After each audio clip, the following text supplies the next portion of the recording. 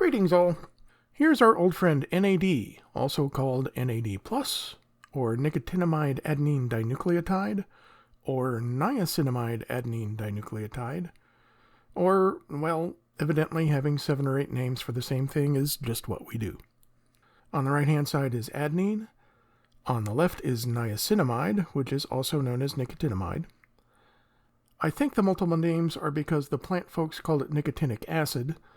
It's the raw material that some plants use to make nicotine, and I bet you can name at least one plant species that makes nicotine, whereas the nutrition folks wanted to call it niacin. I have a slight preference for the name niacinamide adenine dinucleotide for NAD, but until I become emperor, no one has any reason to care about my preferences. The plus part of NAD plus is because the ring nitrogen in niacinamide has 4 covalent bonds, so it has a formal charge of +1. The positive charge on the ring nitrogen is partially stabilized by all of these conjugated double bonds. There's a big fuzzy cloud of pi electrons that leave the positive charge happier than it would be otherwise. Well, but one or both of these hydrogens on the phosphate groups can ionize at physiological pH. Therefore, the actual charge on an actual NAD+ is not going to be +1 inside a cell, but more likely to be -1. The positive charge on the ring nitrogen is the charge that's interesting in terms of what NAD+ does for a living, so fine, NAD+ has a charge of -1. Deal with it. Well then, what does NAD+ do for a living? Short answer, NAD+ is a magic box for carrying high-energy electrons from one place to another so that we can do oxidation-reduction reactions in biochemistry. The who with the what now? Let's look at this oxidation-reduction reaction. We have a carbon-oxygen single bond, and a carbon-hydrogen single bond, and an oxygen-hydrogen single bond, and we want to turn all of that into a carbonyl group. In fancy scientific words, the carbon is being oxidized and the NAD+ is being reduced. Now, somewhere in your general chemistry textbook, there's a table of bond energies, and if you look up these numbers, you'll see that for the carbon-oxygen double bond we just made, it has a lot less energy than the sum of the energies for those 3 single bonds we started with.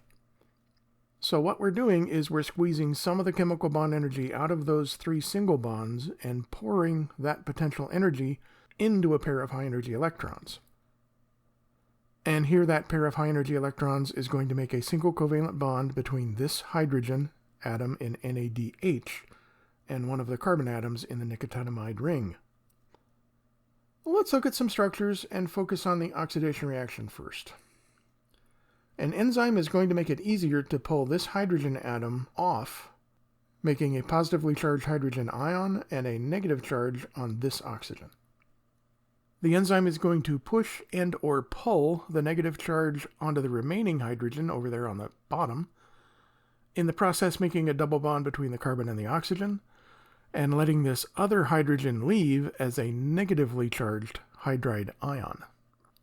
The 2 electrons that are floating away with the hydride ion are the 2 high-energy electrons that have that potential energy we squeezed out of the chemical bonds. Here's the niacinamide part of NAD+. And here are those 2 hydrogen ions coming out of the oxidation reaction. One of them as H+, and the other as H-, the hydride ion with the high-energy electrons. The negative charge on the hydride ion is totally in love with the positive charge on the niacinamide ring, and it runs through a field of sunflowers to make a covalent bond with this carbon atom. The positive and negative charges cancel out, but now this carbon atom is unhappy because it has 5 covalent bonds, so the electrons from this part of the double bond swing over to make a new double bond between these 2 carbons, and the electrons end up as a lone pair on the nitrogen atom in the ring.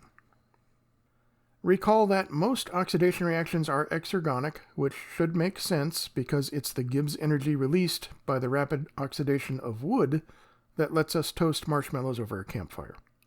So NAD+ is being reduced to NADH and H+.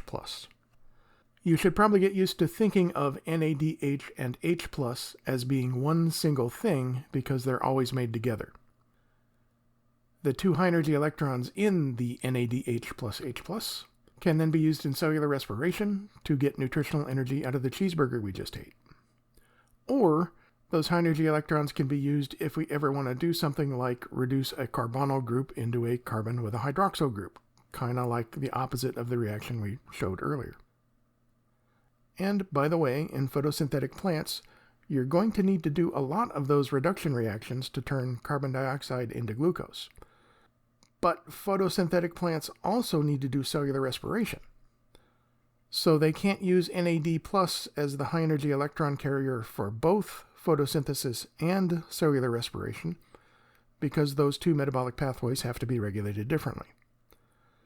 So photosynthetic plants use NAD+ and NADH+H+ for cellular respiration, and then NADP+ and NADPH+H+